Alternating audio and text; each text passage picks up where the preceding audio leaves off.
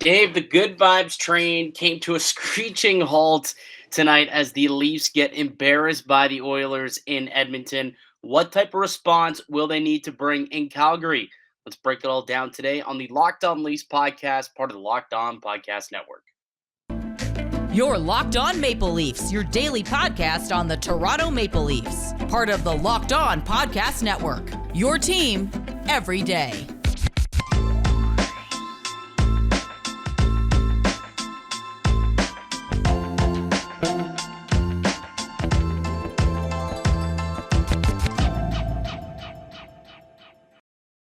Hello and welcome into the March 2nd edition of the Locked On Leafs podcast, your one-stop shop for all things Leafs. I'm your host, Mike DiStefano from TSN 1050 Toronto Radio, also known as Al's brother on TSN's Overdrive and TSN 1050's Leafs Lunch. Joining me, it's my co-host, Dave Morassutti from Sportsnet, also a writer for the NHLPA. Locked On Leafs, a daily Maple Leaf-centric podcast, so be sure to subscribe for free wherever you get your podcast from. We're also up on YouTube as well to watch it via video form. That's Locked On Leafs on YouTube. Hit subscribe and click the notification bell as well. We put out new videos each and every weekday, Monday through Friday, and it'll let you know exactly when new videos drop. Buds.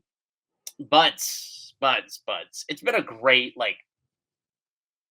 great couple weeks, I would say, in Leafland. Like it's just been, some fun wins. There's been some new players, a lot of trades and whatnot.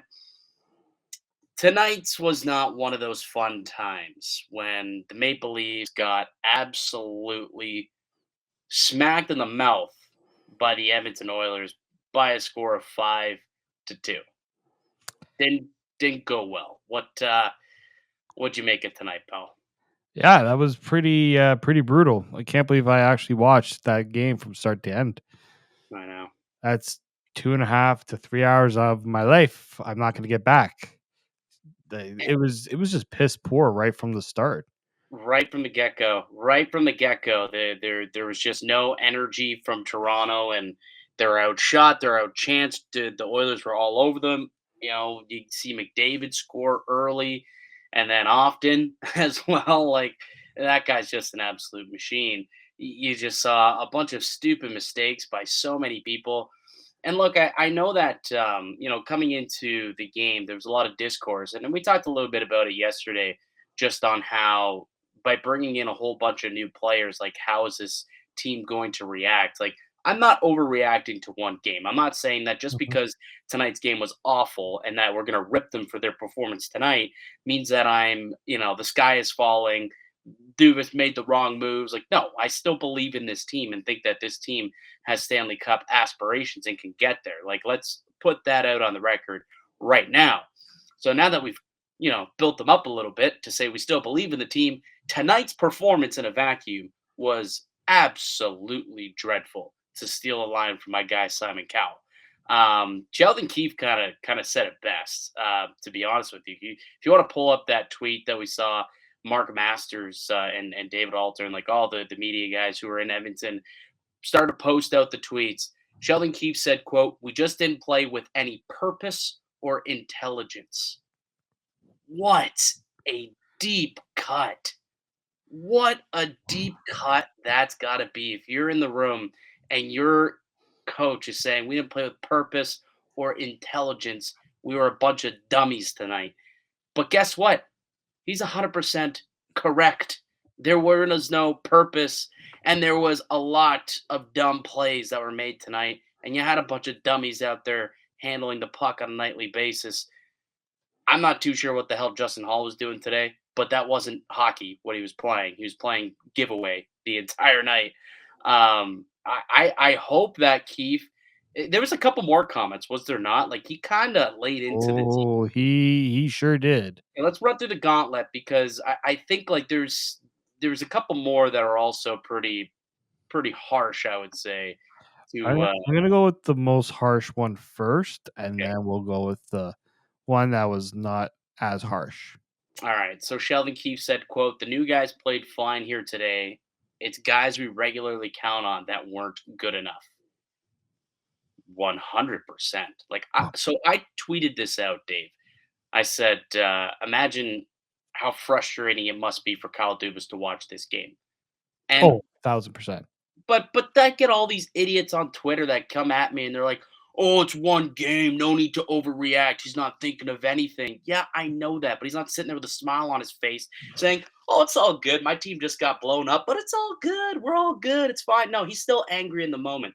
And it's so frustrating, just like it was frustrating for you to watch, for you to watch, and for you to watch, for me and Dave. It was frustrating for everyone to watch. Just because it was frustrating doesn't mean that you no longer have belief in this team. Let me put that on the table again. But when you watch it, what was so frustrating about this team tonight was the fact that, as Sheldon Keefe put it so eloquently, it wasn't the new guys that were the problem. It was the staples of this team. Like, it was the top line that were literally invisible. I'm not sure Austin Matthews had the puck for more than 4 seconds on his stick tonight, all night long. He They had an expected goals tonight as a line, point 0.1. 0.1 expected goals.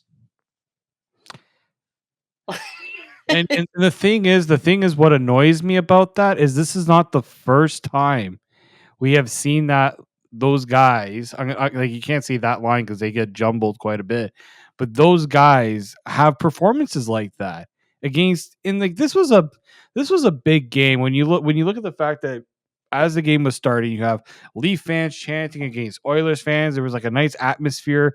This game was built up a little bit. Connor McDavid, MVP, all those things, and Austin Matthews was nowhere to be seen.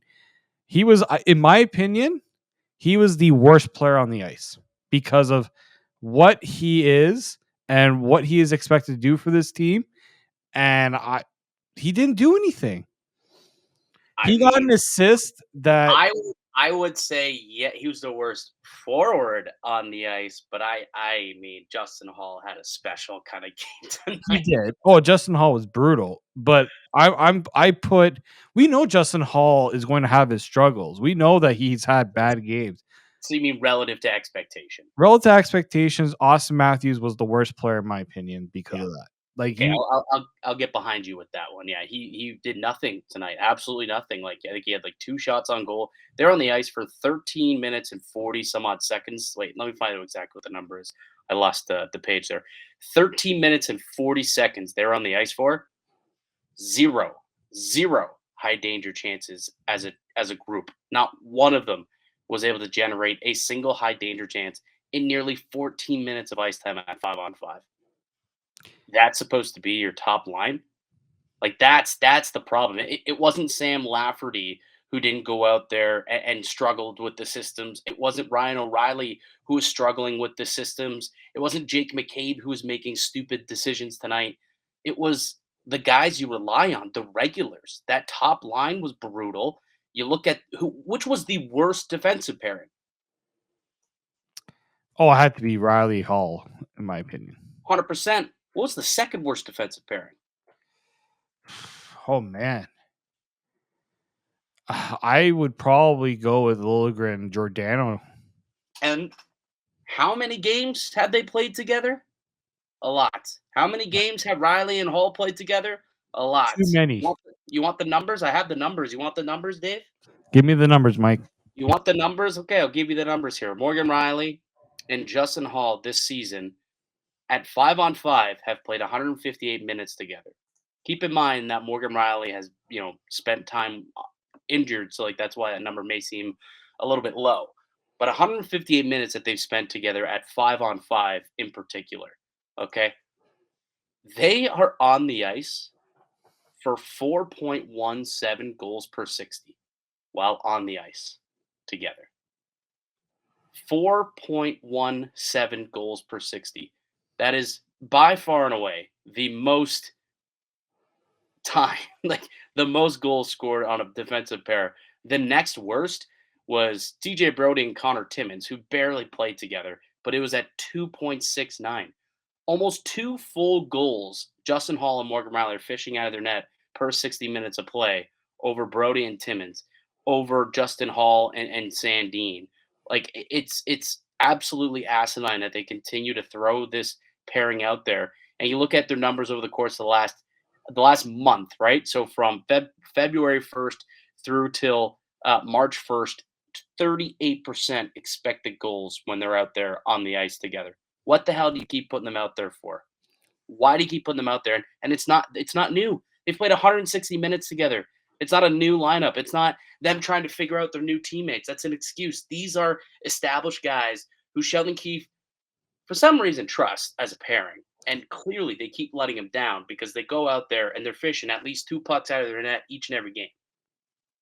Yeah, like I don't know what Sheldon Keefe sees in that pairing that he feels like it's okay to keep putting it out there.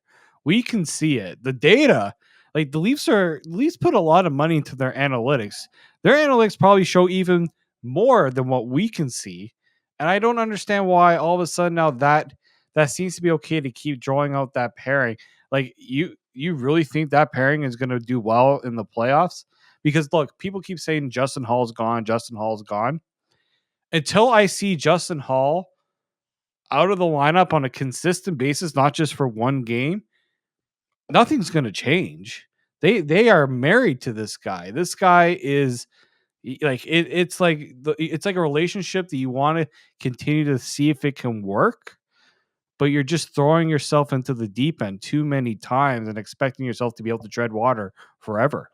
Dude, I think Nick Alberga tweeted this out, a friend of the show, and he said, "What the hell does Justin Hall have on Kyle Dubas and Sheldon Keefe? What does he have on this organization? He's the cat. He's got 9 lives with this team. But look, the new guys are coming. I would envision that in the game against Calgary, that pairing is not a thing. I would imagine that Luke Shen, if he's ready to go, should slide in for TJ Bro or for more Justin Hall. Justin Hall alongside Morgan Rielly because boy was that awful. Like you look at Justin Hall's night, okay? Like in particular, on the ice for a couple of goals. You rewind the tape 10 seconds before the goals end up in the back of the net. Do you know where the puck is? On a stick. On his stick. Can't clear it. Turnover. Within 10 seconds, it's in the back of the net. On both of the goals that he was on the ice for tonight. He clears the puck. It's a completely different ball game, hockey game, whatever you want to How many call it. times have we said that about Justin Hall? Like a lot. I say that a lot about Too Justin Hall. many times. I know. And then what he does is he has a stretch of like 4 or 5 games where it's like, okay, he hasn't made any mistakes. Okay, well that's good. Maybe he's starting to figure it out. And then Justin Hall's it for 4 or 5 games. He's very streaky. He has streaks where he looks like he can mask as like a competent number 4, and then there's nights like tonight where it's like this guy, he may not even be a regular in this lineup if And he that's what continues to have nights like tonight. and the style of play that he has, that's the last thing you want from him is to have streaky, inconsistent play. A player Well, like Justin Hall, you should know what you're going to get every single night he's on the ice. well, the problem with for Justin Hall is they brought in a guy who can go and kind of be a physical defensive defenseman and can make him expendable and make his role on this team somewhat interchangeable with Luke Shen. So he's at a point now where there's competition for his role. He's not guaranteed a spot every night. So uh, auditions like tonight, like he didn't save his job. I'll tell you that for free. Did not save his job. I think Timothy Liljegren played well either. I thought Liljegren really actually struggled quite mightily tonight. There was a couple of times where he got caught. The McDavid goal, I mean, he goes for the poke check, he loses them, tries to recover, turns the wrong way, gets spun around, and all of a sudden McDavid shakes loose. And yeah, Sam Camp, doesn't want to call him Campbell. Samsonov should He have. played like Jack Campbell. He played like Jack Campbell, exactly. Samsonov should have had that save, 100%. But Liljegren also got turned around and like Connor made Lily look silly. He made him look like a very young, inexperienced defenseman who doesn't really play often in games. Like I wouldn't even say that he does play sometimes against top opponents, but he just took him to school. Took him to school. Do you want to know a somewhat concerning statistic about Justin Hall or about Timothy Liljegren and Mark Giordano, like that pairing, and why I almost think that the Jake McCabe signing makes a little bit more sense with a trade to bring in Jake McCabe and Luke Shem for that matter makes a little bit more sense. Tell you what, let's take a break actually. We'll Yeah. come back. I'll tell you the concerning stat about the Geo and Liljegren pairing and why maybe that factored into the motivation towards making a bigger move at the deadline. So we'll go through that. We'll go through the good, the bad, and the very, very, very ugly of tonight's game and tee up Leafs and Flames. Night two of a back to back. Hopefully they can respond because game one went just about as horrible as you could think. So we'll see what they have in store for us tonight. But before we continue, let me tell you guys about one of today's show sponsors, and that's FanDuel. It's the midway point of the NHL season. It's here, and now is the perfect time to download FanDuel. It's North America's #1 sports book, and new customers get a no-sweat first bet up to $1,000. That's bonus bets back if your first bet doesn't win. Just download the FanDuel Sportsbook app. It's safe, secure, and super easy to use, and you can bet on everything from money line to point scores, goal scores, shots, whatever you want. They got props for it. FanDuel even lets you combine your bets for a chance at bigger payouts with the same game parlay. So don't miss out on your chance to get your no sweat first bet on up to $1,000 in bonus bets when you go to fanduel.com/locked on. That's fanduel.com/locked on to learn more. Make every moment more with FanDuel, an official sports betting partner of the Locked On Network. Welcome back into the Locked On Leafs podcast. It's Mike DiStefano and Dave Morassutti. Welcome back into the show. Toronto getting spanked by the Edmonton Oilers by a score of 5-2. And before we took a break, I was kind of hinting at a little, stat that I uncovered that maybe suggested why there was motivation for Kyle Dubas to beef up the top four. Why maybe you looked at Liljegren and Giordano and said, I don't think this is good enough for the postseason when it comes to being a shutdown or to being a second pair. As a third pair, I think they like what they see, but as a second pair, maybe not. So that's why they went out and got a Jake McCabe. And the statistics that I saw here was so Giordano and Liljegren actually have been extremely fortunate with the goaltending when they're out there on the ice. So their actual goals against per 60 is probably next to is this actually so it's one of the best on the team, 1.66 goals against per 60 this season. But the expected goals against and the amount of shot quality that they give up in the dangerous areas, such as in the slot, like we saw happen tonight and got burned for, 2.84 expected goals against per 60, which is the second worst on the team in terms of pairs who have played at least 100 plus minutes behind only Justin Holl and Rasmus Sandin. So they're getting really quality goaltending, which is kind of saving their bacon a little bit. Jeff O'Neill always says this: your goaltender can save you a lot of time in the film room. And I think they're when we know that this team, although they've gone out and they've added intangibles to the bottom of the roster to fill it out, and maybe they're blending the two, the numbers, the analytics, and the intangibles. But at the end of the day, they still do look at those and they take them into account. That pairing is due for some regression. And like we saw tonight against top tier talent, especially on the road when you can't dictate the matchup, they can get picked on. And we saw it happen with Connor McDavid. Is that fair because Connor McDavid's the best player in the world? No. But again, you look at they're allowing so many opportunities and they're getting bailed out by goaltending. Eventually, right? Law of averages says they're going to get closer to the expected number than what their low actual goals against totals are.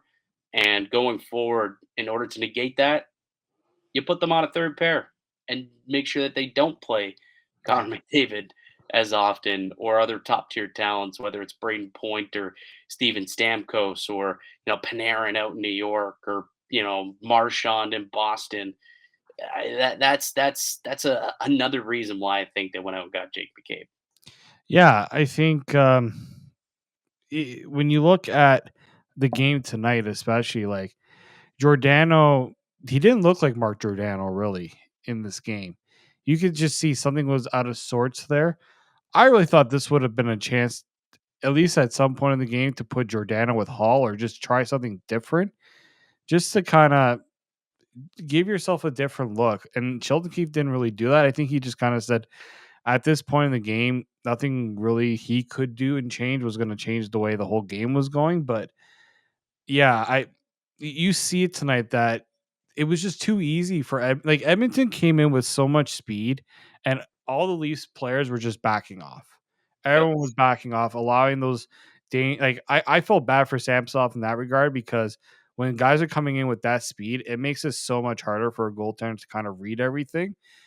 And yeah, like that pairing, you can like I thought okay, maybe that pairing can do well together, but then you bring up those numbers, and now we can see why we don't see that pairing very often.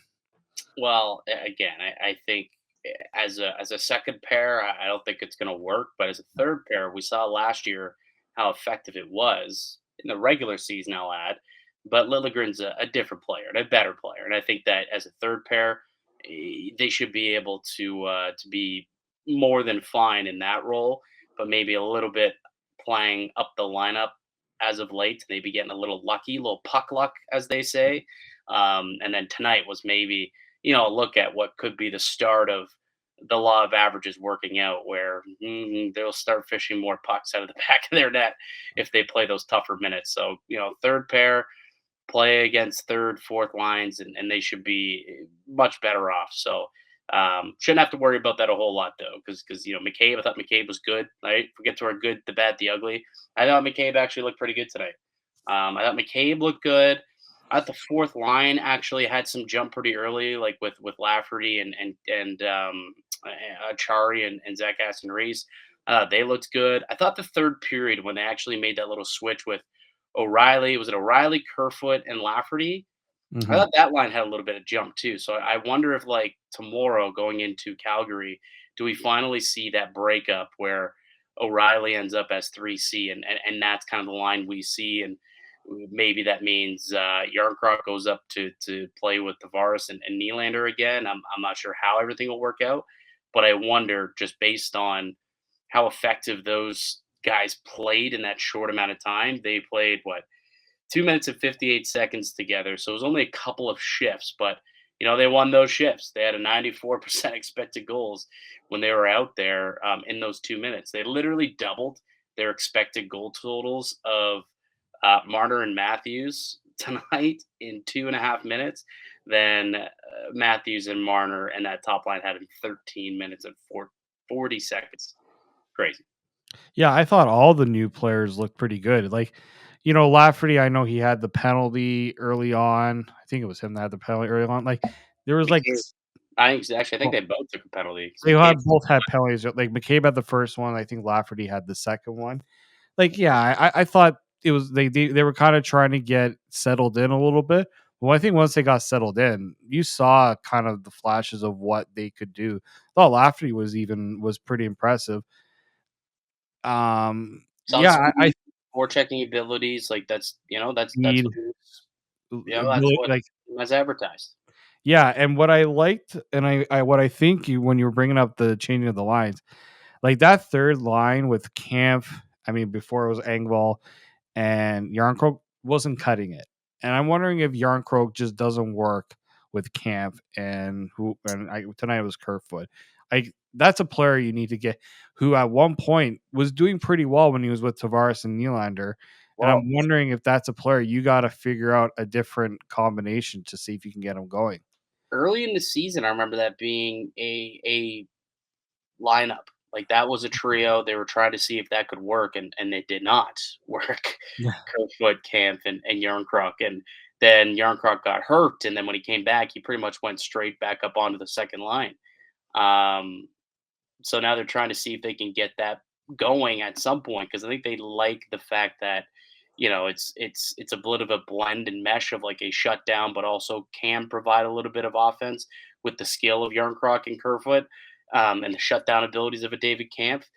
That said, though, like if you're not getting what you need to get out of Yarncroc, like yeah, maybe you figure out a different spot for him, and if that means you know, if that means breaking things up where again you just go deep down the middle of Matthews, Tavares, O'Reilly, and then Camp as your 4C, and then you move Yarncroc back up to your second line left wing, or maybe it's Engvall or Kerfoot, and you keep Yarncroc with Ryan O'Reilly potentially, and Lafferty maybe. So there's a couple of different options that obviously they could go with here. We'll see what they do though, right? There's going to be a morning skate, whether or not. Actually, I don't know if there will be on with an off with day. that. Probably not. Back to back, probably not.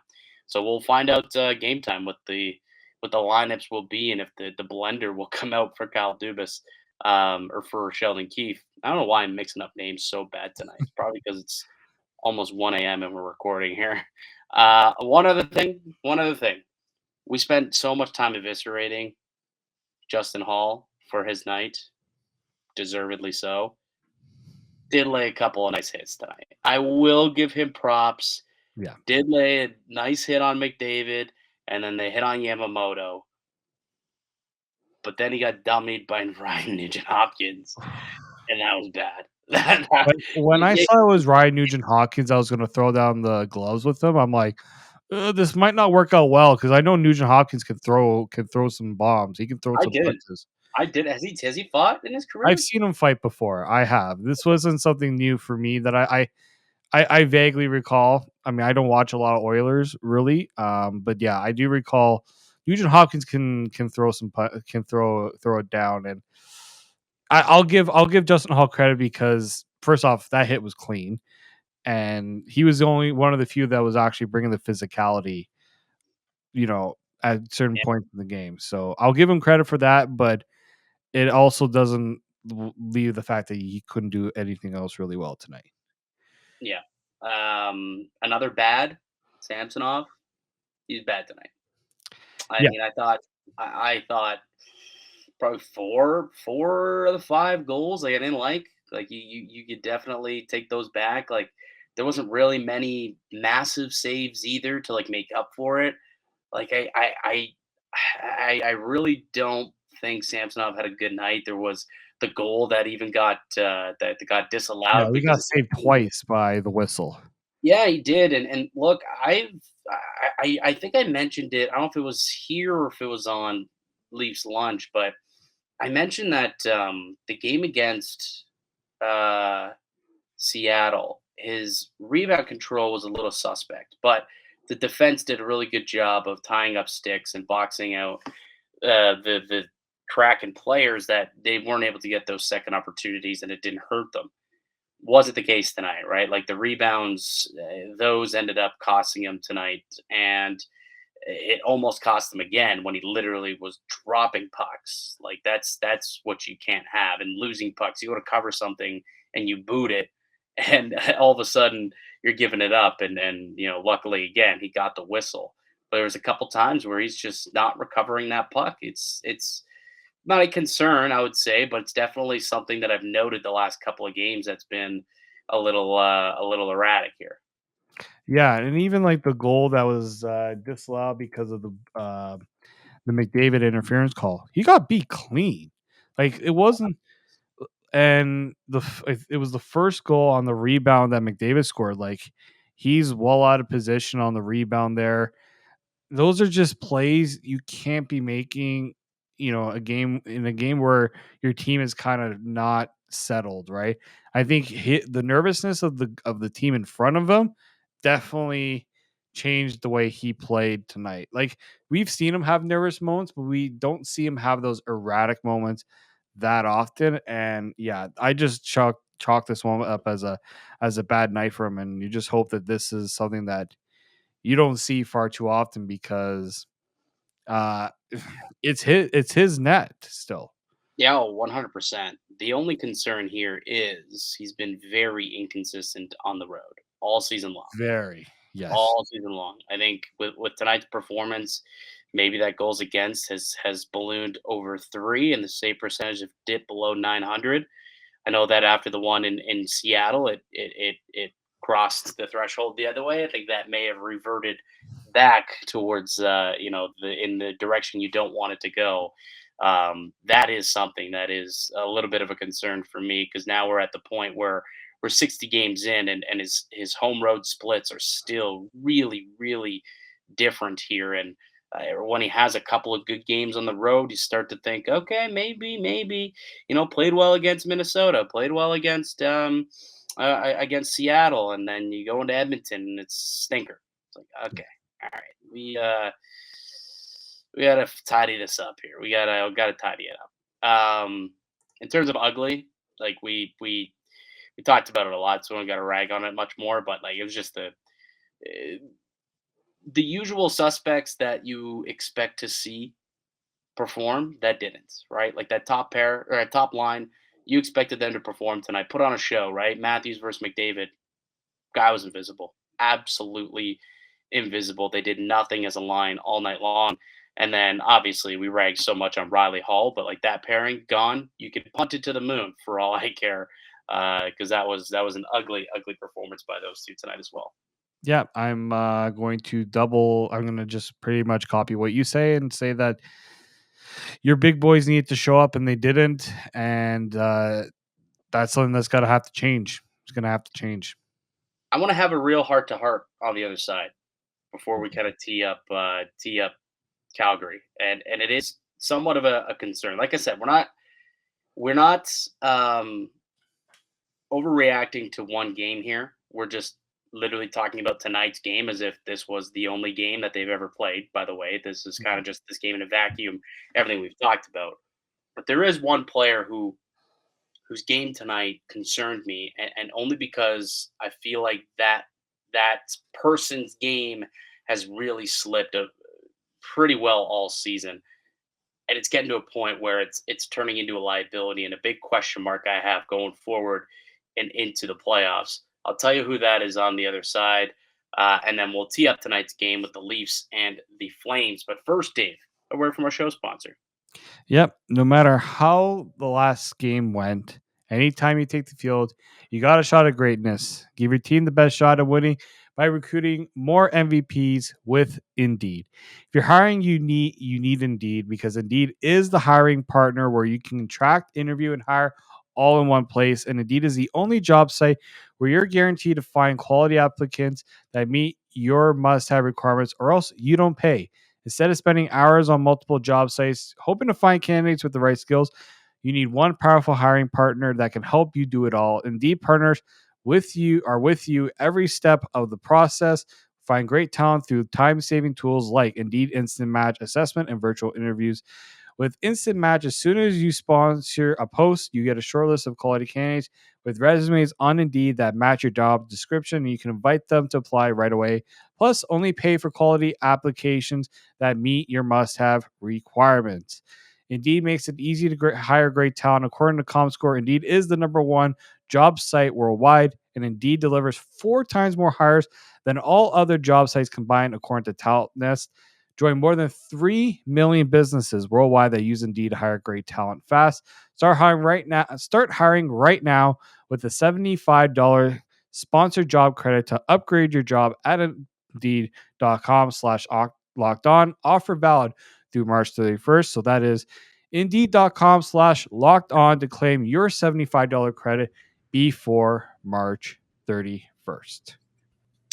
Welcome back into the Locked On Leafs podcast. Mike DiStefano and Dave Morassutti. My hair's a mess. After the game, I had to go and get a hot tub session, and it's just still kind of just like now it's starting to dry, and it's just kind of drying in whatever fashion it wants to. Got to hop in the shower after we get off the pod here. It's Mike DiStefano and Dave Morassutti, your hosts here at Locked On Leafs Toronto. A pretty gross 5-2 loss to the Edmonton Oilers tonight. A chance to rebound against the Calgary Flames, though. Night 2 of a back-to-back.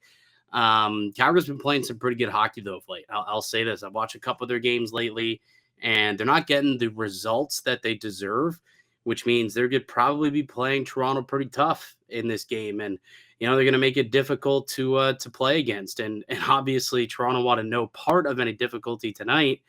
Tomorrow, hopefully that's a different story against Calgary. There is one player in particular, though, and I was kind of teased it on the other side, of someone who their game is starting to worry me. And again, it's not just watching tonight, but it's just an accumulation of what I've seen throughout the course of the season. How concerned are you with Morgan Rielly and his regression this year. See, you know why I knew you're going to bring him up? Because this has been a very un-Morgan Rielly-like season. Yeah. This has been arguably his worst season I've ever seen him play as a Maple Leaf. Don't think you need to add arguably. I think it's pretty fact. I think a lot of people would agree with that statement. I don't. Yeah.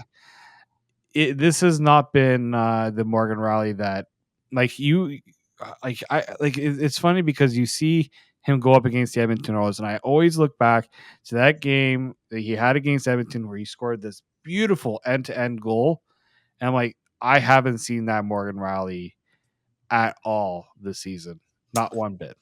No, and for me, like I think that guy's still in there. That's the thing. I think a lot of it has to do with confidence, and they got to figure out a way to get this guy and get his confidence back up. I don't know how you're gonna do that. Like that's Sheldon Keefe's job, is to get him motivated and get him back to being the guy that he is. But he is, Sheldon Keefe said that there was a lot of what was the quote that he used there? They play without intelligence. That guy's been playing without intelligence for quite frequently this season. Unfortunately, it seems like he's making a lot of uncharacteristic Rielly mistakes. Like he's never been a great defender. Like that's never been his calling card.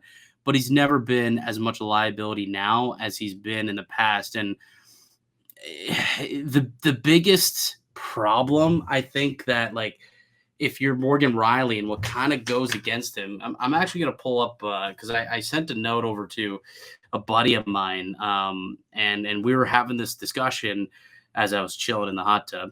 We were just kind of going back and forth and whatnot. But I said to him in reference to Morgan Rielly and the fact that this team is going to be in trouble if he doesn't turn it around and get back to being who he is. And I said it doesn't help that there's evidence of a 15 games where he was out of the lineup, which correlates with the team's best defensive play. Like that doesn't help probably his mental state, and it doesn't help the argument that Morgan Rielly helps his team defensively. It just doesn't. Unfortunately, it's so weird to say because like he's the team's number one defenseman. Yet there was the stretch where Morgan Rielly wasn't playing, where the team played its best defense. Like, what do you make of that? How am I supposed to not think that at this point maybe Rielly is the liability back there? How am I not supposed to think that when I look at the body of work with him in the lineup and out of the lineup? It's hard. It is really hard. I think I've been one of the people that have said like, Morgan Rielly is definitely battling his confidence, so I'm not going to just keep on pawing. Although I don't think Morgan Rielly is listening to what I have to say. I'm sure he's hearing it from other sources. I'm sure some people are telling him like what they're hearing about him. He's probably got family that's talking about it too. Yeah. I just wonder.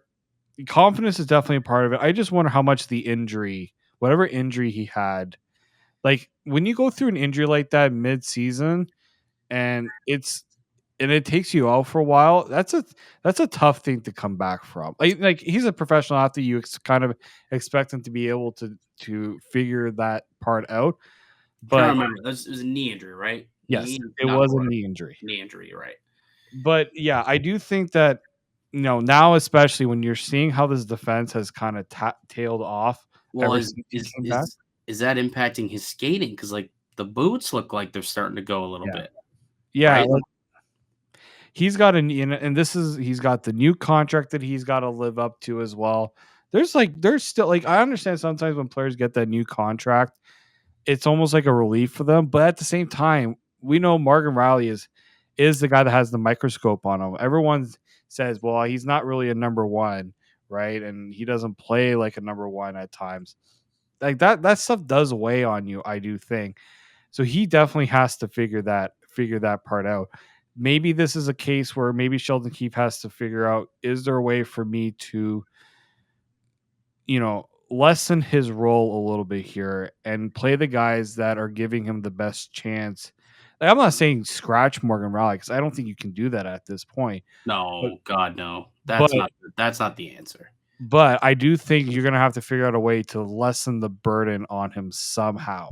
I'll say this: Morgan Rielly, even the way he's playing now, is still probably a better solution than like the Justin Halls, the Connor Timmins of the world, right? It's like Yeah. that's not scratching. I saw a couple people say like, "Oh, Hawley should or Riley should take a seat in the press box." I don't think that's necessarily going to do it. Like it's a guy who wears a letter for you. He earned the right to play through whatever situation is going on here with Morgan Rielly. And again, I think it's possible that he can get his game back. Like maybe the boots aren't there, but it's the uncharacteristics, like even with the puck, where he typically has excelled in his career. That hasn't been the case this season. Like he's got what 2 goals this year. He's a former 20 goal scorer, Dave. And Yeah. it's not that I look at goals as the measurement for how well he's having a season, but like that probably like Morgan Rielly probably does. And when we talk about this maybe being a confidence thing, I mean, at this point, a couple of years ago, he sat there and he had what, probably 14, 15 goals at this point that season. And now he's sitting here with 2 and he's thinking to himself, what happened in the last 3 years that I just can't score anymore? Yeah, there's clearly something going. You don't just completely tail off completely as a player of that caliber, like physically. I don't think it's a physical issue. I like we see bursts of it from Morgan Rielly. We see it come out once in a while, and there must be something in the back of his mind that's kind of limiting, that's impeding what he can do on the ice. Like that's something the head coach has to figure out. Like it's on Sheldon Keefe to get Morgan Rielly going, finding the right situation to make him successful. Because look, we've seen a lot of defensemen go through their ups and downs, like injuries.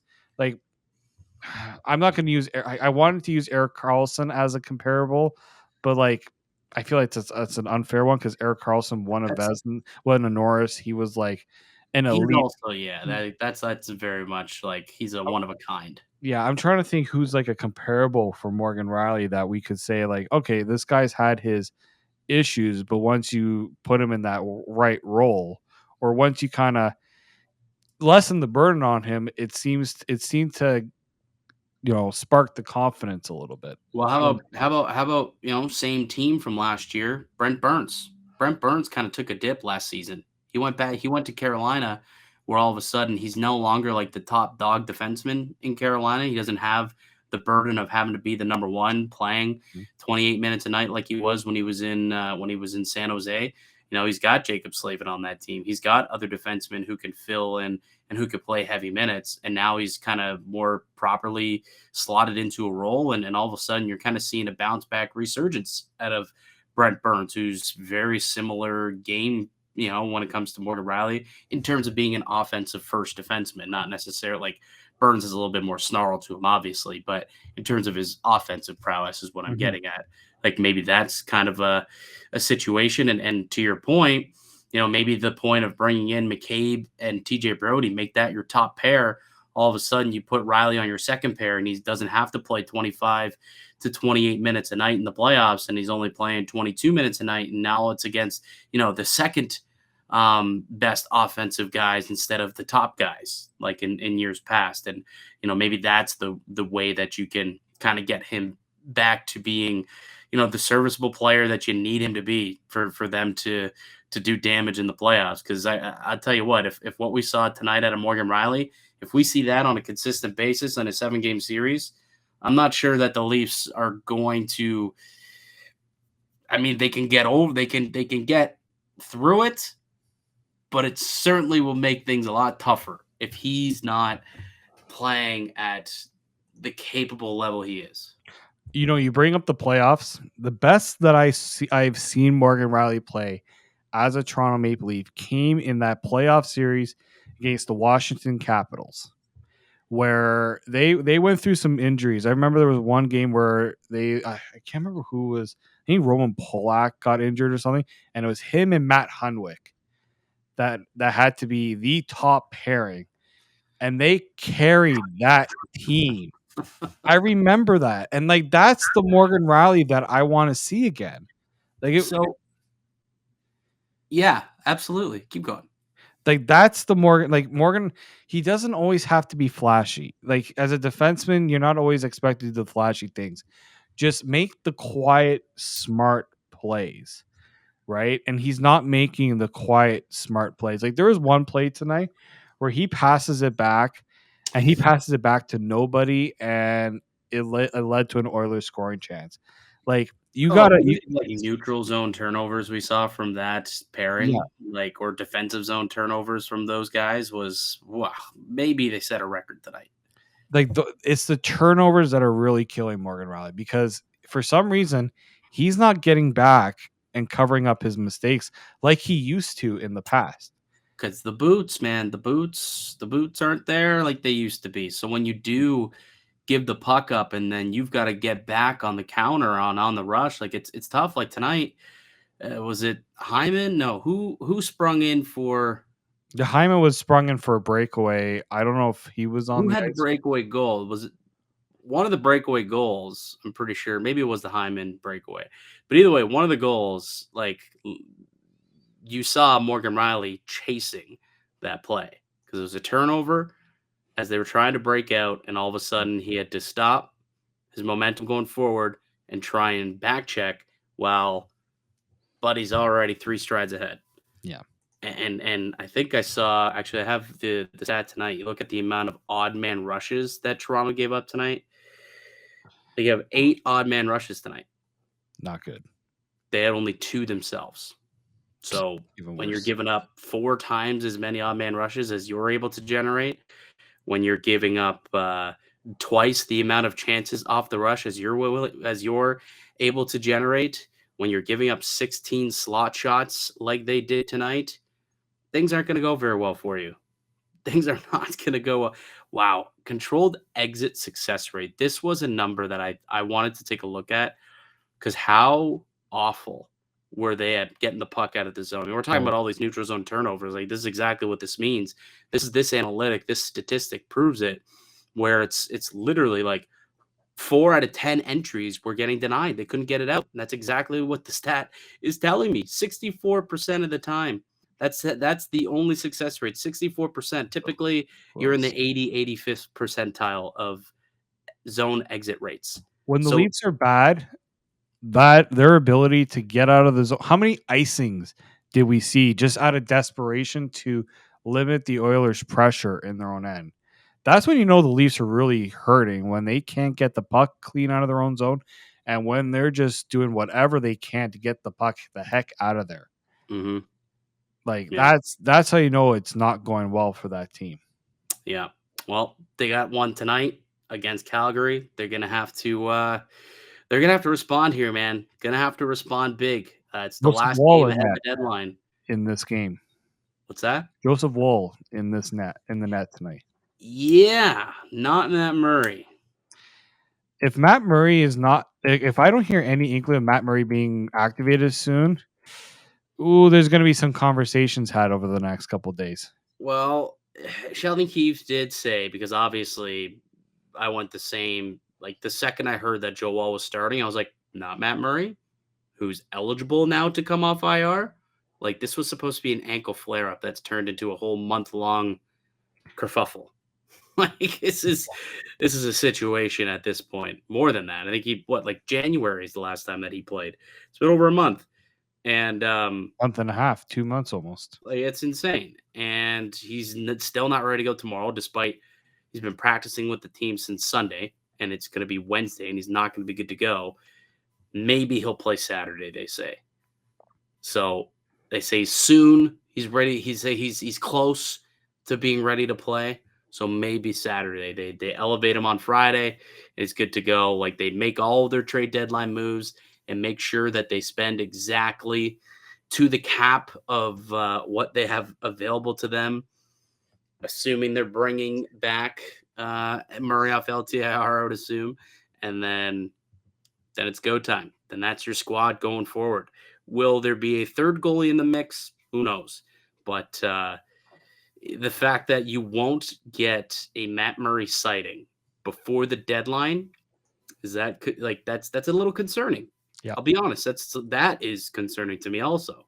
That's why I when I heard it was Woll, I'm just like, ooh, that's an uneasy feeling. It definitely is. And we keep hearing about getting a goalie, and I hate that idea of getting a goalie just because you have so little cap space and like flexibility with your roster right now.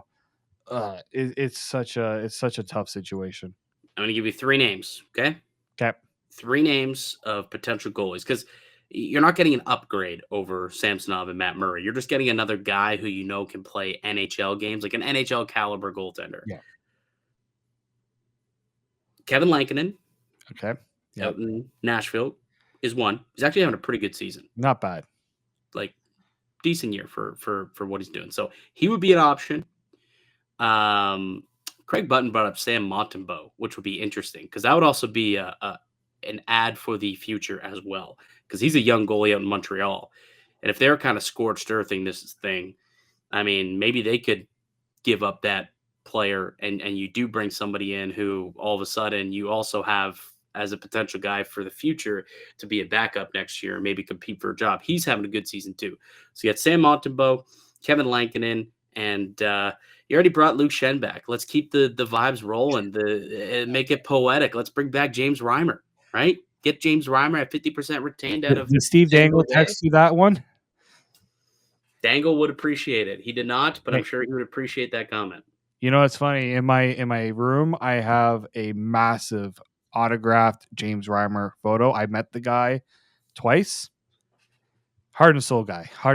But I mean, those 3 guys are capable NHL goaltenders. But like I have a quick Reimer story before we go because we do get a wrap. We're approaching an hour. It's the longest pod we've done in a while, and it's already 1 a.m. here in Toronto.